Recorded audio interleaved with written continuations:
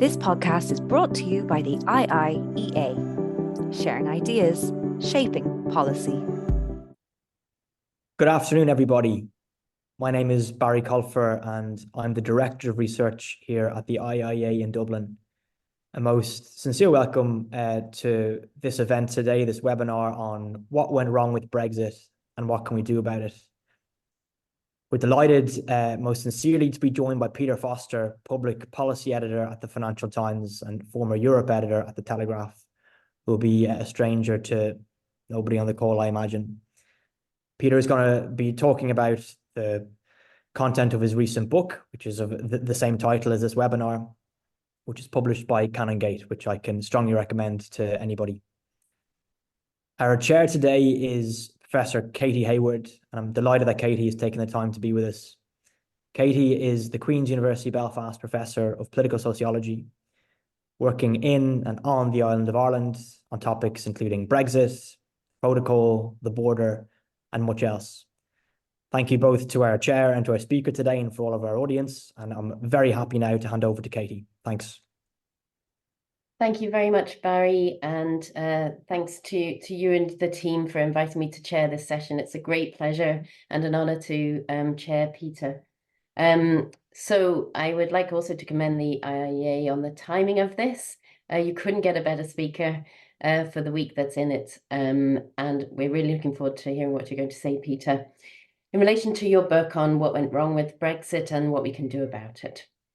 So Peter's going to speak for about 20 minutes or so, and then we will go to Q&A. You can see the Q&A function there.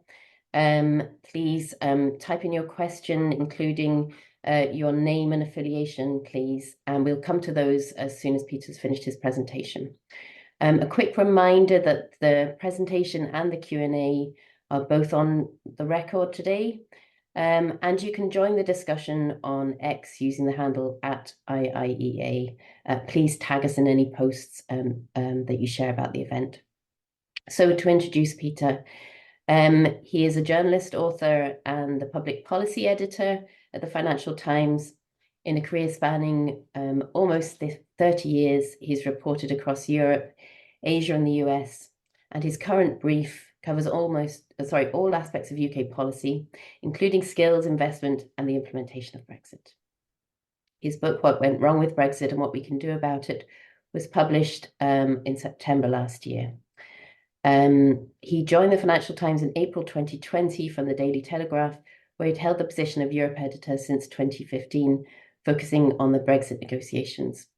And I was reflecting, Peter, first time I saw you in person, I don't know if you remember this, was at the All-Ireland Civic Dialogue in Dundalk in May 2018. It seems much longer ago, actually, than 2018. It's been quite a journey since, much of which is recounted in your book. And we look forward very much to hearing you talk about that now. So hand over to you.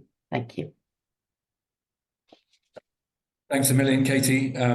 That does not seem that long ago, although, here we are on the 4th anniversary. Greetings, everyone, from Brexit land. The 4th anniversary, yesterday, of course, was the moment where the last piece of legal legacy from the 2017 joint report was finally cleaned up. Remember that joint report where the UK agreed, unless an alternative solution was found to remain, keep Northern Ireland remained aligned with the European Union. That is nearly 8 years ago, 4 years since we left the European Union. And in the 20 minutes that I've got, I just want to talk, I think, a little bit about what went wrong with Brexit, really because I don't think you can have a proper discussion about what to do about it until you've understood why it went wrong and why it's so roiled British politics. And I think, going back to that period, 2018, I'd say there were two words that sum up the kind of big problem with Brexit, and they were uttered by Boris Johnson at a parliamentary or rather diplomatic reception for the Queen's birthday. I think he was in the Belgium embassy, and someone came up to him and said, Foreign Secretary, what about all these complaints for business? What are they going to do about rules of origin? What are they going to do about custom checks? What are they going to do about regulatory divergence? What are they going to do about their supply chains that they've spent 30 years integrating into Europe?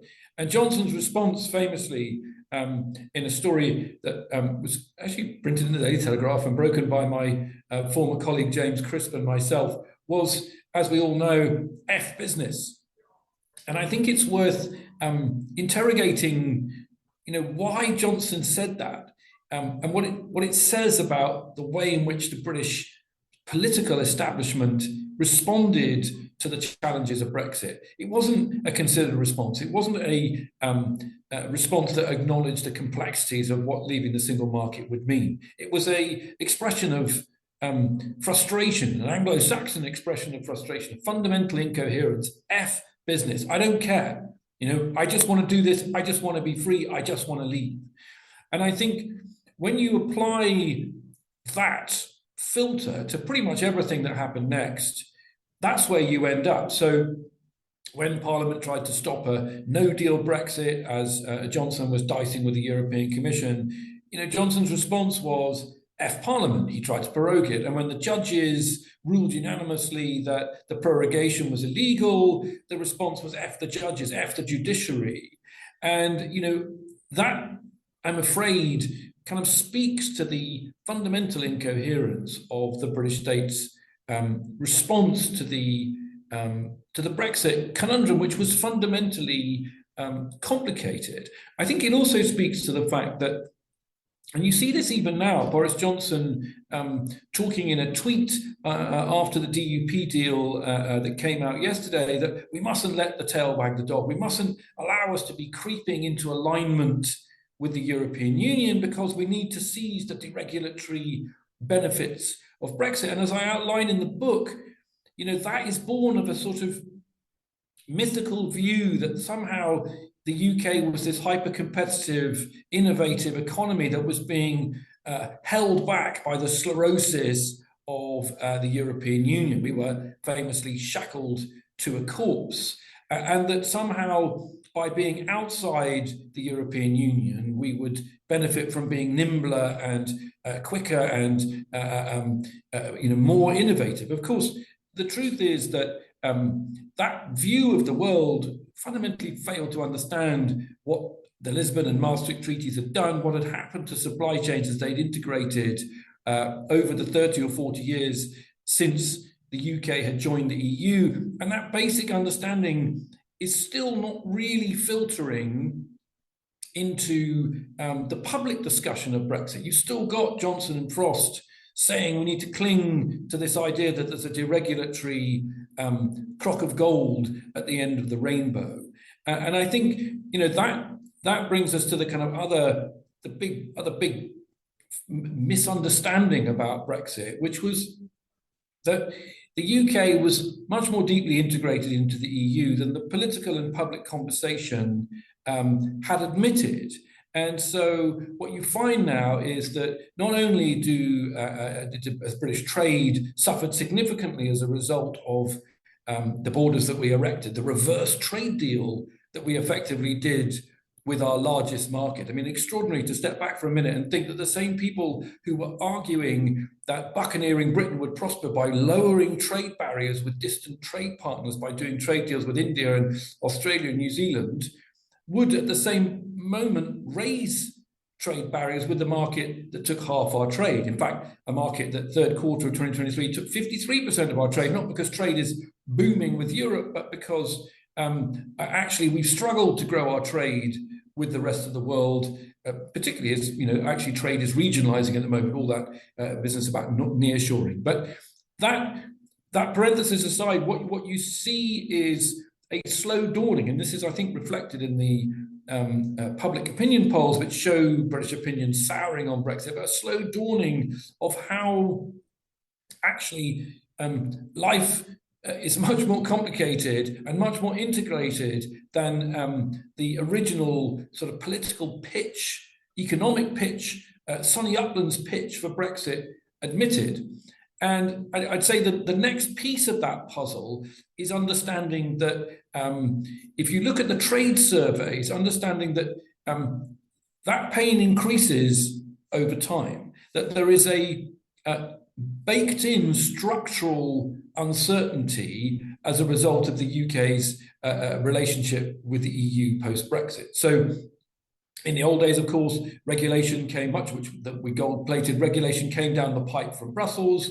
It was enacted into UK law. Business often complained about it, but it was the route by which business accessed a common market of 500 million people.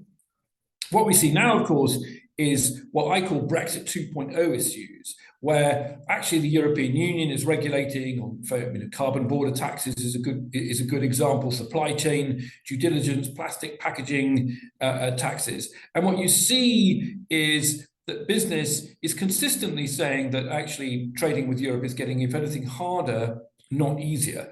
And I think that also hasn't been fully internalized, that every turn of the regulatory wheel in Brussels poses a question in London, and the horizon scanning that's required in London to make a decision about where you effectively align, bearing in mind that alignment doesn't get you access, or where you diverge, creates a huge amount of bandwidth problem for the British civil service and for businesses that are scanning the horizon and trying to make decisions about where they want to invest. And so when you add all that together, I don't think it's entirely surprising that Brexit has damaged the UK's trade. Our trade intensity has been, which is a portion of trade relative exports, imports added together as share of GDP is the lowest in the G7 since Brexit. You see a dawning, I think, among the public that Brexit has actually made things more expensive. It's made it harder to get stuff from Europe. It has raised the cost of living. It has made the NHS less robust than it was, harder to get skilled people. And I think that has opened the door, going on to what to do about it, has opened the door to a new government that doesn't carry the same baggage as this government to try and reopen the discussion with Europe. Now, if the opinion polls are to be believed, that it will be, of course, Sir Keir Starmer, the head of a Labour government with a majority, depending on which polls you believe, but probably a relatively decent-sized majority. Now, Starmer has said that he won't rejoin the EU single market and he won't join the customs union. And so, if you plug those two red lines into the machine in the European Commission and you wind the handle, what drops out the bottom is something very like the Trade and Cooperation Agreement, which Labour likes to deride, the deal that Boris Johnson signed. So the question I ask in the book is not whether the UK should rejoin, but it's what can you do within those parameters without being overly cakeist. And I think Labour will look to do two or three things. The first thing they will do, bearing in mind what's happened in the decade since we voted to leave. So if you clearly look at Ukraine, the European security problem, it's potentially possible that we'll have Donald Trump in the White House. The entire framing of the EU-UK relationship and the differences between London and Brussels, leave aside the process that happens in the Commission, the macro framing of that relationship will be different. And I think Starmer is committed to trying to make a big diplomatic play that the UK, under his leadership, doesn't want to be a zero-sum player. It wants to be a strategic partner in Europe. Now, we saw last year, didn't we, that even where there's a mutual strategic interest, for example, on adjusting the EV tariffs, as part of the TCA, where from March or April, it was clear that industry on both the EU and the UK side didn't want to have a situation where 10% tariffs were going on electric vehicles when we're all trying to get strategically less reliant on the Chinese. Nonetheless, it took until December to get a deal. Now, I think what Starmer will try and do is reframe the discussion about the EU-UK relationship and say, actually, we don't want to be in a zero-sum relationship. We want to be strategically part of Europe, and that's a security offer. So not just on Ukraine, but also on the Balkans, etc. But then I think a wider play that looks at energy and net zero. So Starmer could look, for example, to link the UK and the EU carbon markets. That would avoid the barriers put up by the carbon border adjustment mechanism, but also would be a statement of his commitment to looking at the neighbourhood in a strategic way. I think mobility is a big area where the rubber really hits the road for a lot of ordinary people. Our young people on both sides of the channel can't be au pairs in each other's country. There's no exchange program for apprenticeships and visas. It's difficult for young people to go and work, young Europeans to go and work in the UK and vice versa. My son actually at the moment is doing a ski season on his year off in the Alps, and all of his colleagues, all the saisonniers, most of the foreigners are Australians and Canadians, because I think France has a youth mobility deal with those countries. It's easier for an Aussie to go and work in France than it is for a young Brit. And I think that central conceit of Brexit, that somehow we should treat everybody equally, regardless of the fact that the EU is in our neighbourhood, I think will be unpicked by Starmer. I think he will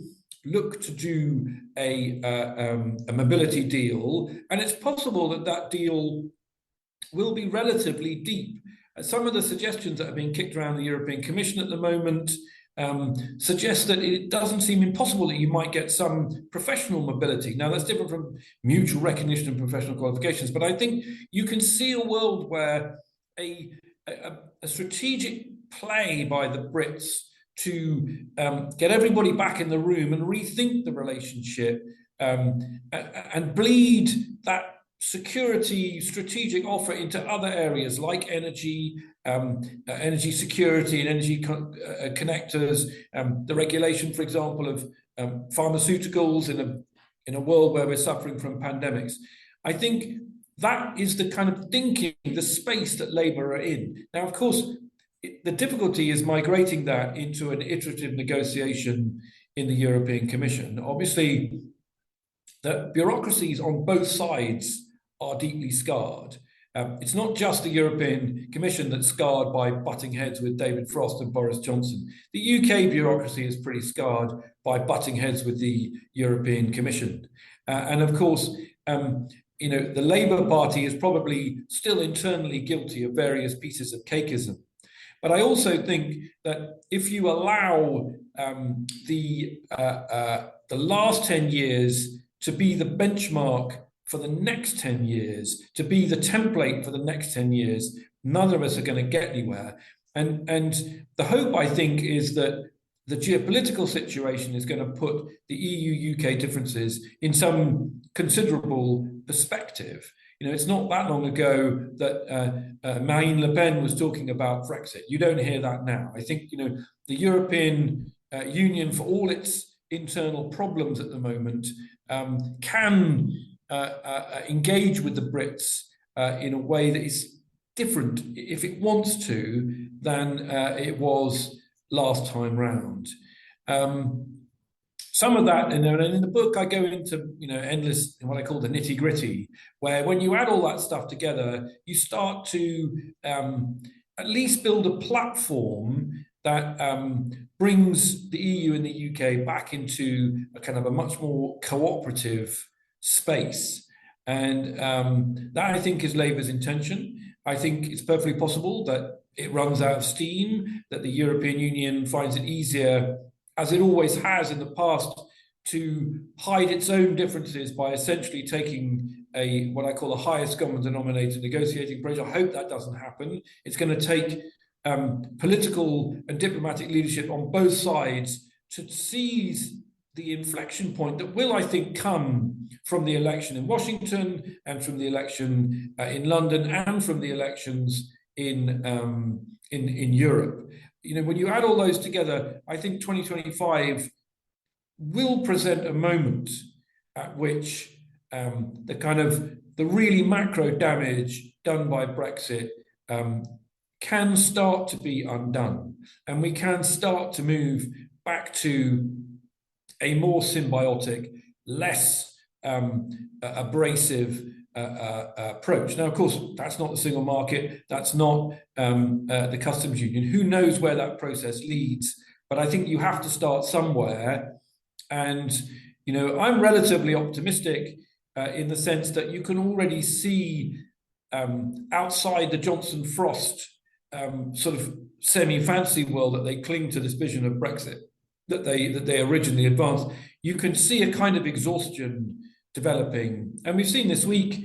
You know, it's amazing how you get there in the end. The deal with the DUP, ultimately the Windsor framework, but with a lot of assurances. I mean, the British government felt it didn't need to go and negotiate it with Brussels, which kind of told you the extent of that situation. The introduction of the border controls between EU and GB will, I think, start to level the playing field and make it realise that this is a mutual game of hurt. Some of the charts in the command paper, which pointed out how much friction Ireland was going to suffer vis-a-vis Northern Ireland traders. Okay, I get that reassures Northern Ireland DUP and unionists about unfettered access, but we've come to a funny old place when a British government is somehow celebrating border frictions with Ireland as some kind of Brexit win. And so I think under Starmer, he will look to do a veterinary deal. He will look to, I think, link our carbon markets. Some of those problems, some of those frictions will be diminished and massaged away. And that, I don't know where that road leads, but I think it leads to a better place than we've been in the last nearly 10 years since we voted to leave. This podcast is brought to you by the IIEA, sharing ideas, shaping policy.